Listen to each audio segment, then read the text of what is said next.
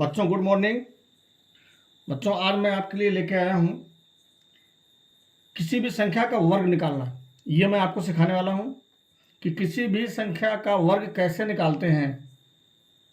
अब देखिए, सवाल है निम्नलिखित परिमेय संख्याओं के वर्ग ज्ञात कीजिए। अब आप कहेंगे कि ये -8 लिखा हुआ है, ये परिमेय संख्या कैसे है? परिमेय संख्या आप पढ़े होंगे, क्लास 8 में है। परिमेय संख्या कहते किसको हैं?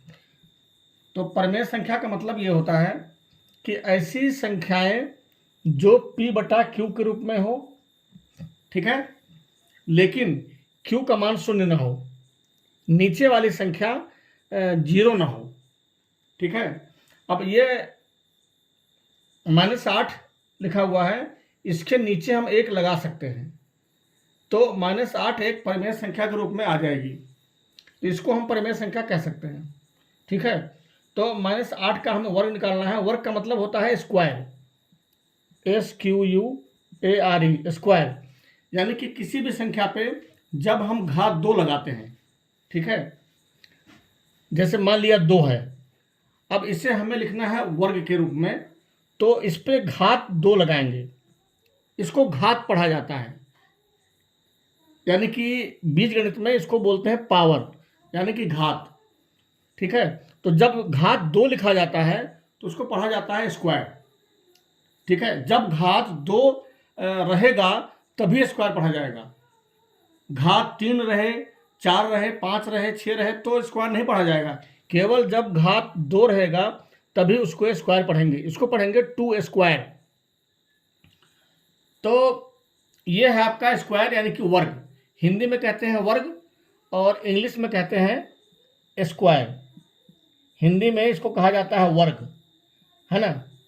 तो अब देखिए, अब -8 का हमें वर्ग निकालना है, तो क्या करेंगे, लिखेंगे -8 का वर्ग इक्वल टू -8 पे क्या करेंगे, स्क्वायर लगा देंगे। अब स्क्वायर का मतलब क्या होता है कि उस संख्या को हमें 2 बार गुना करना है, तो -8 गुने -8। अब माइनस में माइनस से गुना करेंगे तो प्लस आएगा, ये आप पढ़े होंगे कि माइनस में माइनस से गुना करते हैं तो प्लस आता है, माइनस में प्लस से गुना करते हैं तो माइनस आता है, प्लस में प्लस से गुना करते हैं तो प्लस आता है, ठीक है। और आपका प्लस में माइनस से गुना करते हैं तो माइनस आता है।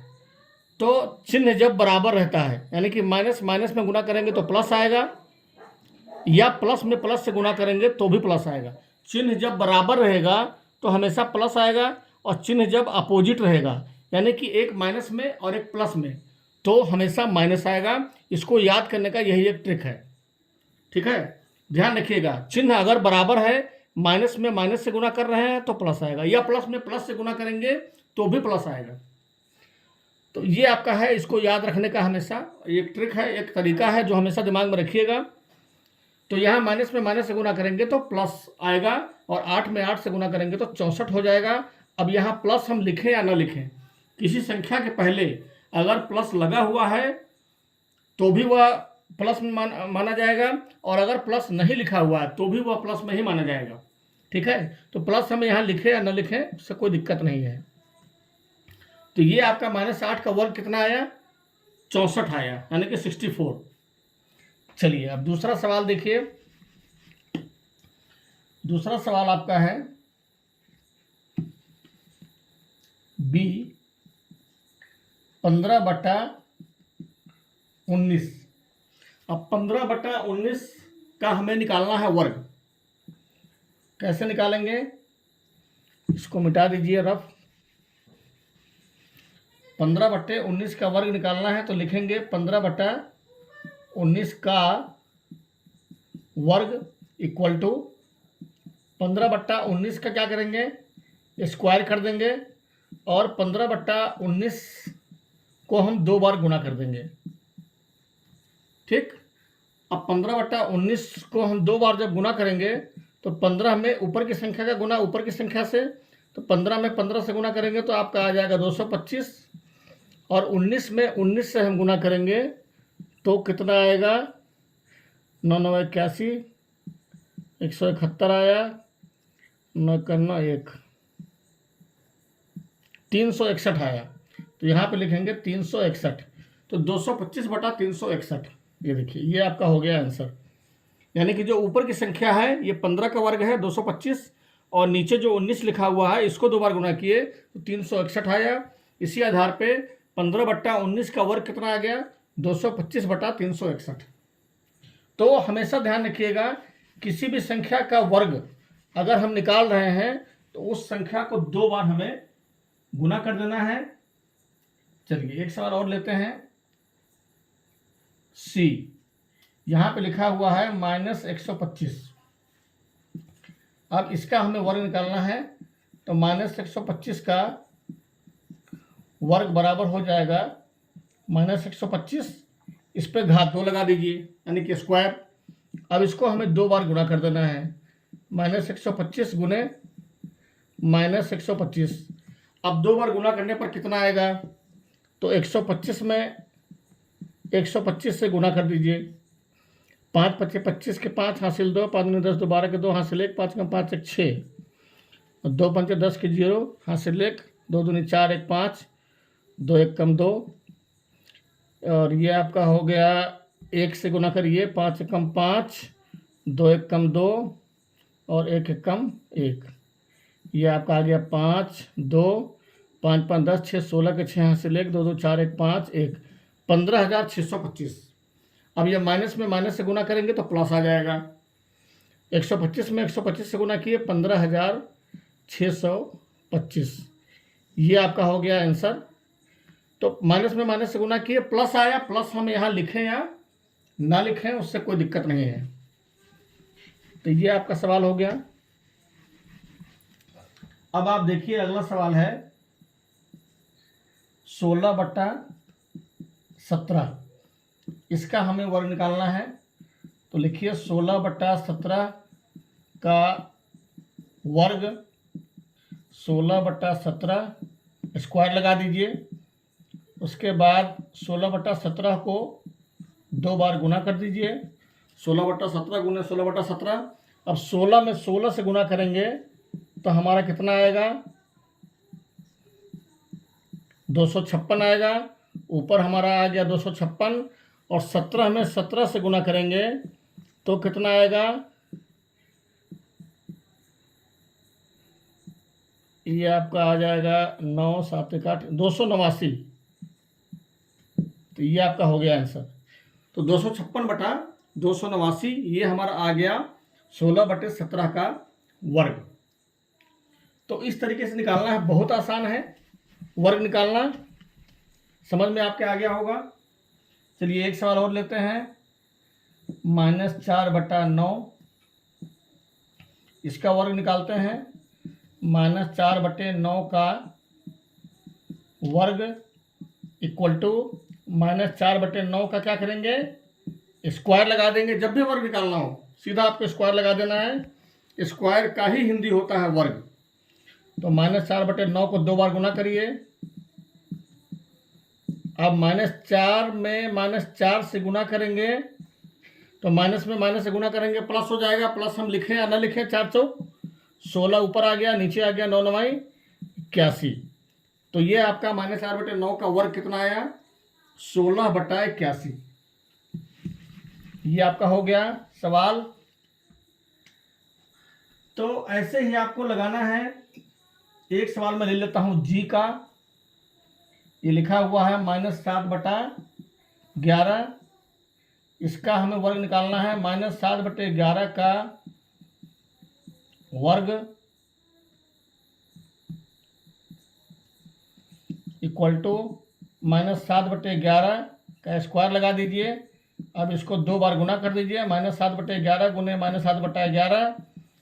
अब माइनस में माइनस से गुना करेंगे प्लस हो जाएगा, ठीक है। 7 सते 49 ऊपर आ गया, और नीचे 11 में 11 से गुना करेंगे तो कितना आ जाएगा, 121। तो ये आपका हो गया -7 बटे 11 का वर्ग, ठीक है। अब एक सवाल और आपको बता दें, h का -9 बट्टा 21।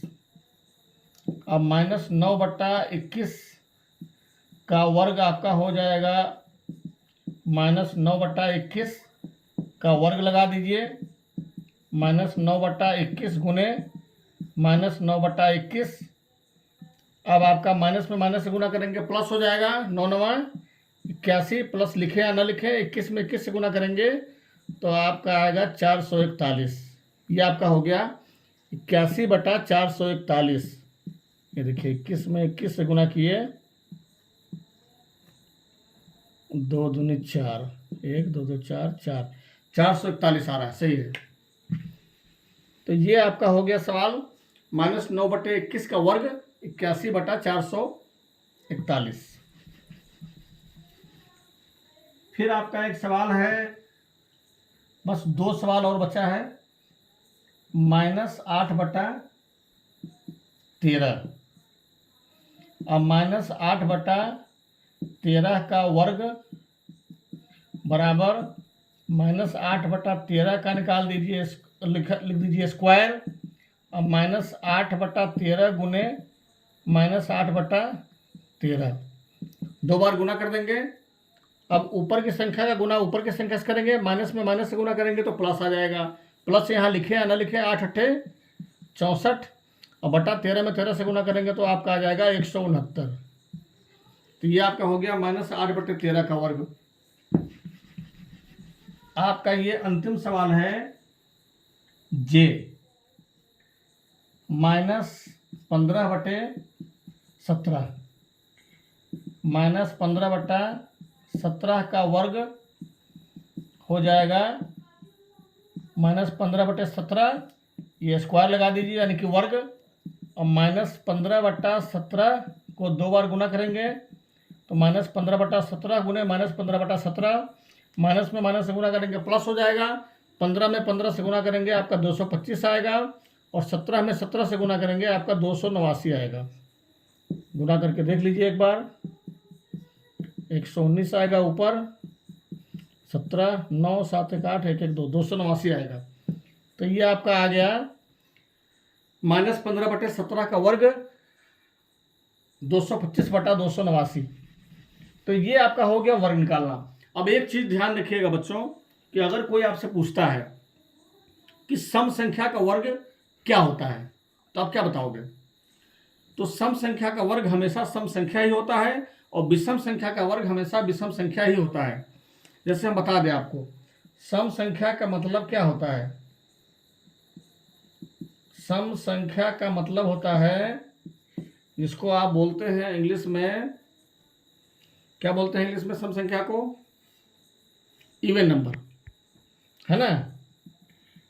इवन नंबर, ठीक है ना? इवन नंबर यानी कि सम संख्या। तो सम संख्या का मतलब क्या होता है कि जिस संख्या में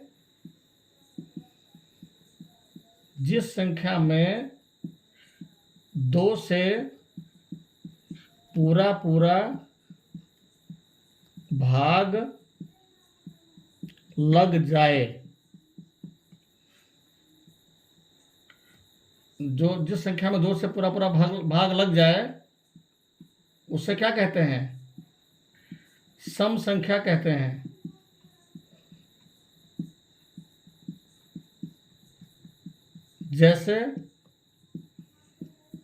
जैसे आपका 2 हो गया, 4 हो गया, 6 हो गया, 8 हो गया, 10 हो गया, 12 हो गया, ऐसे ये बढ़ता जाएगा इवन नंबर।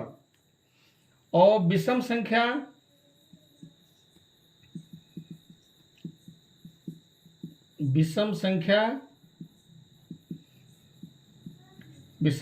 को इंग्लिश में कहते हैं ऑड नंबर। ऑड नंबर मतलब विषम संख्या। तो इसका ये होता है, जिस संख्या में 2 से पूरा भाग न लगे, उसे विषम संख्या कहते हैं।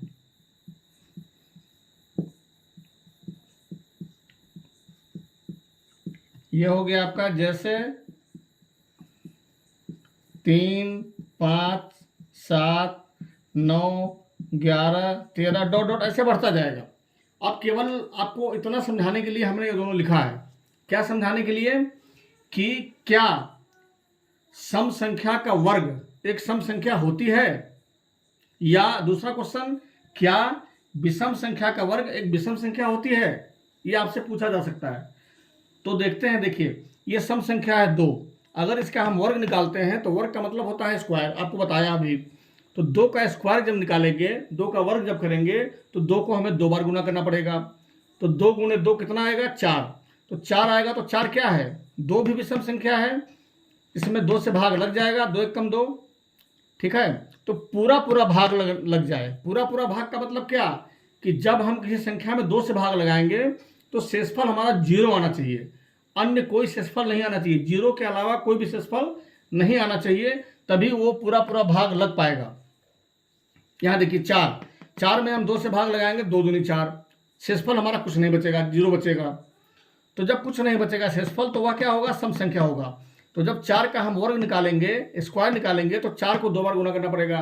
तो 4 गुने 4 यानी कि 16 आया। 16 भी एक सम संख्या है, 4 भी एक सम संख्या है, और 4 का वर्ग जो 16 आया वह भी एक सम संख्या ही है।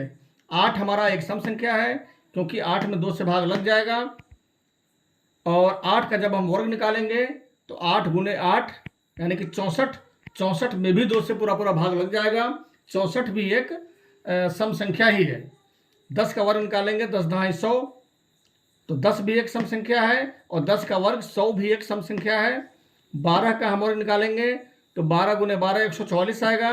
12 भी एक सम संख्या है, और 12 का वर्ग 144 भी एक सम संख्या है। आप भाग लगा के देख लीजिएगा, 2 से 144 में आप भाग लगाएंगे तो शेषफल आपका कुछ नहीं बचेगा।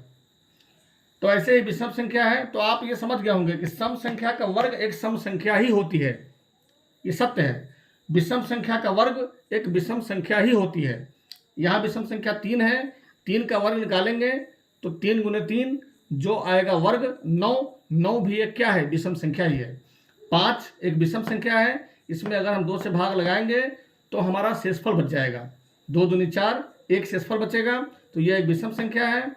और जब इसका वर्ग निकालेंगे, 5 का वर्ग 5 गुने 5 25 जो आएगा वो भी एक विषम संख्या ही है। ऐसे 7 का वर्ग निकालेंगे, 7 7 49, वो भी एक विषम संख्या है, और 7 भी एक विषम संख्या है। 9 एक विषम संख्या है, इसका वर्ग निकालेंगे, 9 गुने 9 81, वह भी एक विषम संख्या है। तो आप समझ गए होंगे कि विषम संख्या का वर्ग भी एक विषम संख्या ही होती है। ठीक है तो बच्चों, आपको समझ में आ गया होगा। फिर मिलते हैं नेक्स्ट टाइम अगली वीडियो में नए सवाल के साथ। तब तक इंतज़ार करें। Okay, thank you.